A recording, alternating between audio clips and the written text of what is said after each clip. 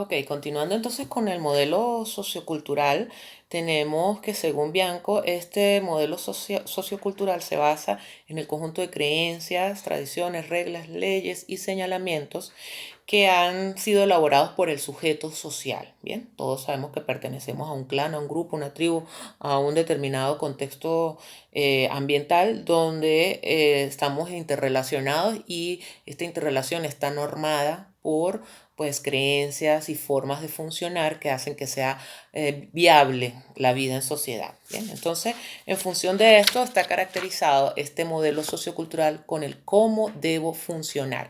Esto aplica a todas las áreas de nuestra vida.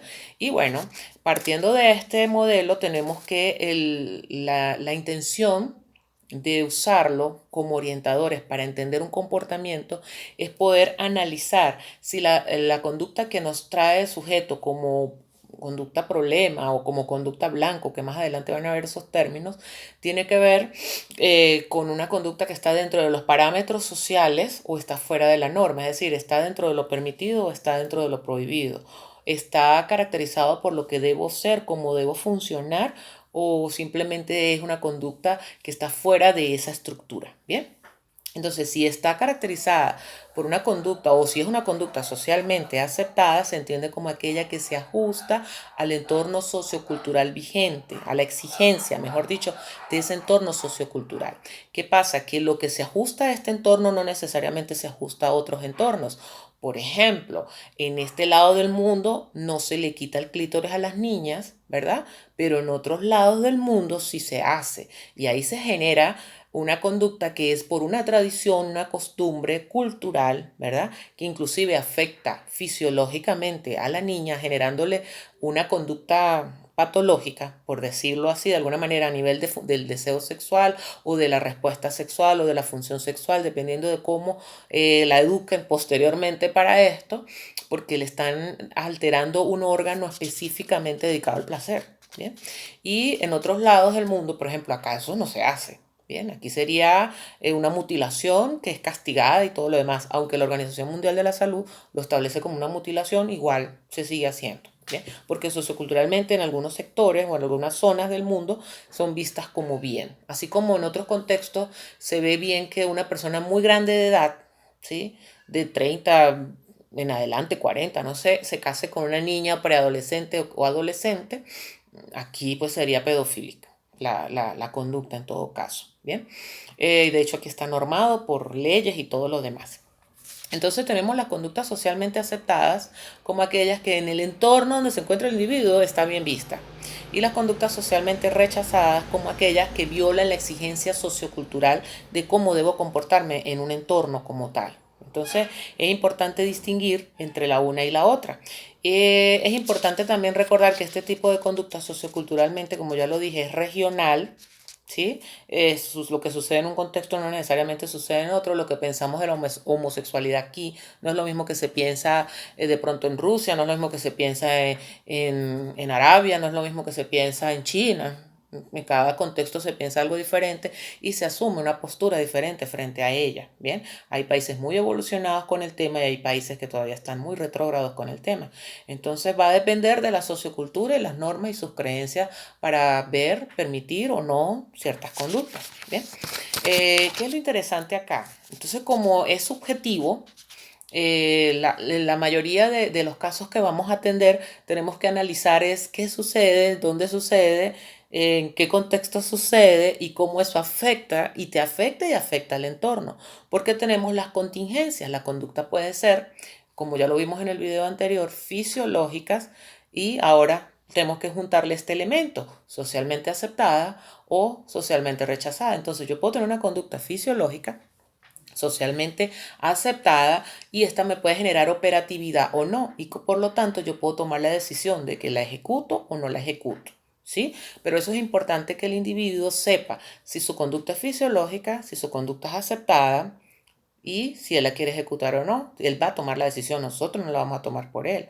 Si su conducta es fisiológica pero socialmente rechazada, y él va a tener que tomar la decisión. Nosotros no la vamos a tomar por él. Por ejemplo, alguien que diga yo en Semana Santa me quiero ir para la playa y pertenece a una familia socioculturalmente muy religiosa. obviamente no va a pretender que nosotros le demos la respuesta, porque él pertenece a una sociocultura que le va a decir que en esta época o en este momento del año hay algunos rituales religiosos a los cuales él debe asistir. Y esta persona está diciendo, no, yo me quiero ir a una actividad de esparcimiento.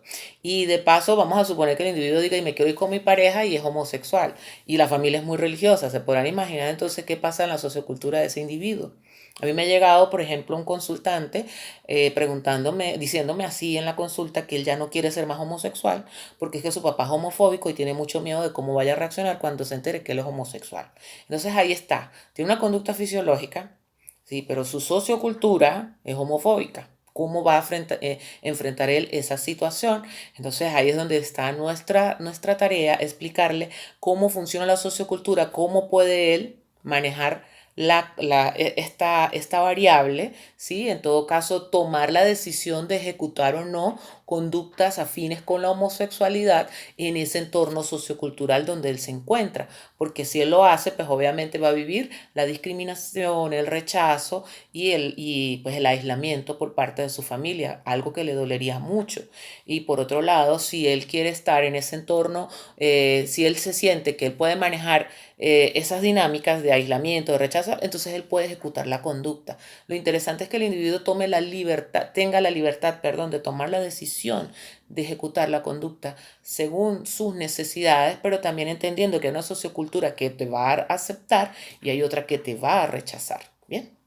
Bueno, entonces ahí están las contingencias. Si una conducta fisiológica socialmente aceptada, conducta fisiológica socialmente rechazada, una conducta patológica socialmente aceptada y una conducta patológica socialmente rechazada. Ejemplo, una patológica socialmente aceptada, una persona que vamos a pensar un adulto de unos 55, 60 años, diagnosticado con diabetes hace unos 8 o 7 años, ya en el momento actual está presentando una disfunción eréctil, tiene una vida de pareja de más de 40 años, la pareja realmente no muestra interés por la actividad sexual y él pues bien vista de que ya tiene esta disfunción sexual pues empieza a apartarse digamos de la dinámica sexual en la relación de pareja, pero ama mucho a su pareja y quiere seguir en la convivencia como tal. Bien, sin actividad sexual.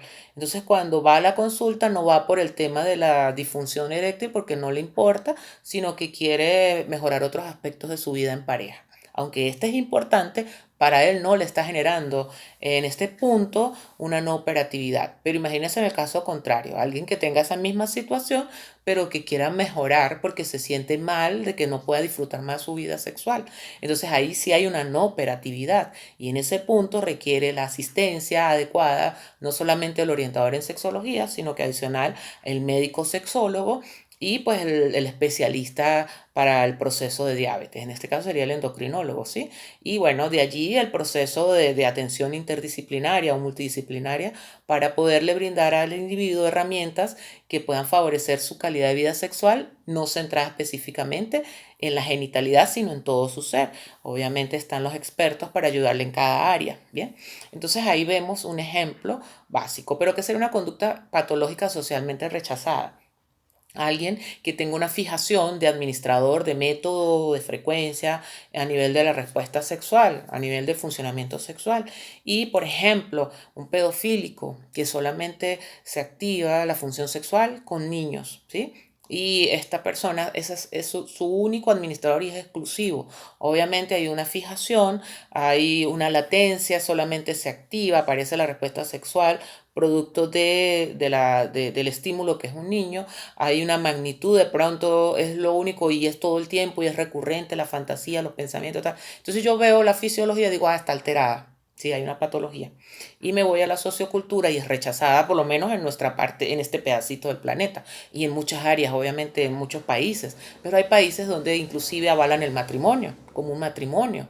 Entonces, tenemos que entender la sociocultura muy claramente, qué está afectando al individuo en su sociocultura, para que el individuo ejecute o no la conducta, porque vamos a estar claro, hay muchos pedofílicos que sienten culpa, pero hay muchos que no lo sienten, y esos muchos que no lo sienten saben que son pedofílicos, es decir, saben que tienen una patología, saben que socialmente es rechazada por muchos países, igual lo siguen haciendo porque se sienten a gusto haciéndolo. Ahí está la operatividad de ese individuo.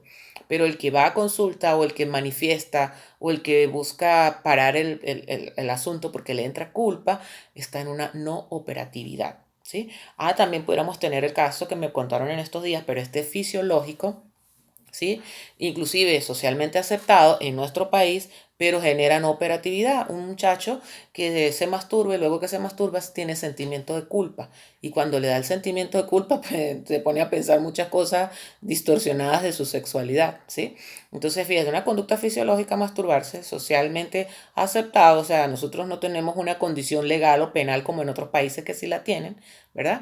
Pero en el caso de él le genera no operatividad porque no es placentero finalmente cuando lo hace, sino que le genera incomodidad. Bien, bueno, entonces ahí tenemos las contingencias de lo que sería una conducta fisiológica, de una conducta patológica. ¿Qué es lo interesante? Que nosotros tenemos que apropiarnos de este enfoque.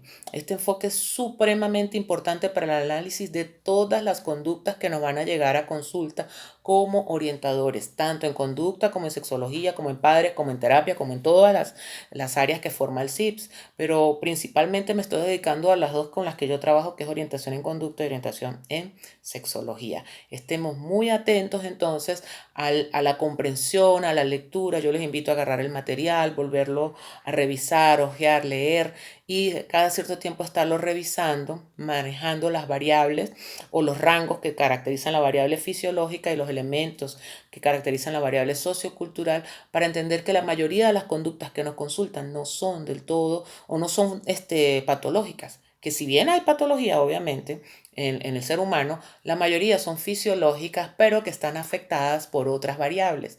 Y a propósito de esto, pues más adelante explico los siguientes enfoques que se centran en lo sociocultural, porque lo sociocultural tiene muchísimo peso en el comportamiento humano y en la forma de adquisición, en los aprendizajes que hemos tenido a lo largo de nuestra biografía. Bien, entonces, bueno, hasta acá los dejo con el enfoque A. Cualquier pregunta, duda o inquietud me la pueden expresar allí en un comentario.